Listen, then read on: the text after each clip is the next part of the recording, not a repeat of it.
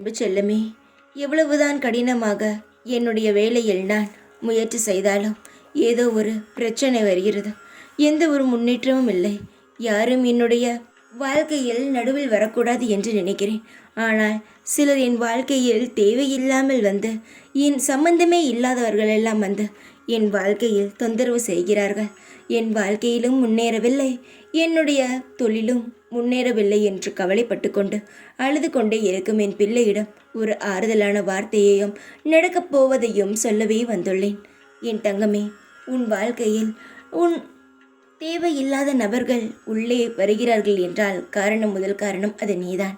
தேவையில்லா மற்றவரிடம் உன்னுடைய வாழ்க்கையை பற்றி சொல்கிறாய்.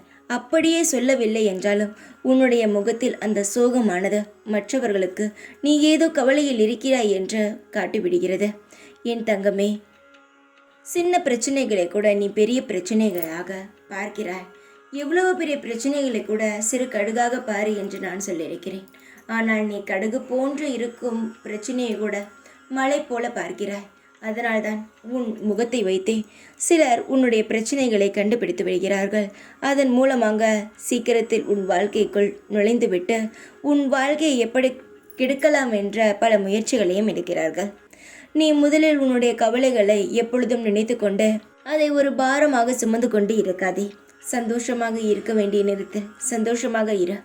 மற்றவரிடம் நீ எதையும் பகிர வேண்டாம். என் தங்கமே, உன்னுடைய தொழில் முன்னேற்றமாக இல்லை என்று கவலைப்படுகிறாய். இன்னும் தேவையான உழைப்பையும் தேவையான முயற்சிகளையும் நீ மேலே போட்டுக்கொண்டே இரு. உன்னுடைய தொழிலானது நிச்சயமாக உனக்கு பெரிய அளவில் உனக்கு முன்னேற்றத்தை தரும். வாழ்க்கையில் ஒருவனுக்கு தொழில்தான் முக்கியம், அது எல்லாருக்கும் தெரியும். ஆனால் அது சில சமயங்களில் நமக்கு சரியாக இல்லாத போது கவலை வரும். ஆனால் அந்த கவலைக்குள்ளே மூழ்கிவிடக்கூடாது. மேலும் என்ன சரி செய்யலாம், நாம் என்ன தவறு செய்தோம், அதை எப்படி மீண்டும் திருத்திக் கொள்ளலாம் என்ற அடுத்த கட்டத்திற்கு நகர்ந்து விட வேண்டுமே தவிர அந்த ஒரு விஷயத்திற்குள்ளேயே நிலைந்து கொண்டே இருக்கக்கூடாது. நான் சொல்வது உனக்கு புரிந்ததா? இந்த 2 விஷயங்களையும் நீ சரியாக அமைத்தாலே உன் வாழ்க்கையில் அடுத்தடுத்து நல்லதாக நடக்கும். எப்பொழுதும் நீ நிதானமாகத்தான் இருக்கிறாய், ஆனால் கவலையாக இருக்கிறாய். கவலை இருந்தால் நிதானமும் போகிவிடும். அதற்காக சொல்கிறேன். நான் சொல்வது எல்லாம் உன் வாழ்க்கைக்காகத்தானே தவிர எந்த ஒரு கெட்டதையும் இந்த சாய் நினைக்க மாட்டேன். உன் வாழ்க்கை எப்பொழுதும் அமைதியாக இருக்க வேண்டும், சந்தோஷமாக இருக்க வேண்டும் என்று தான் நினைப்பேன். தைரியமாக இரு.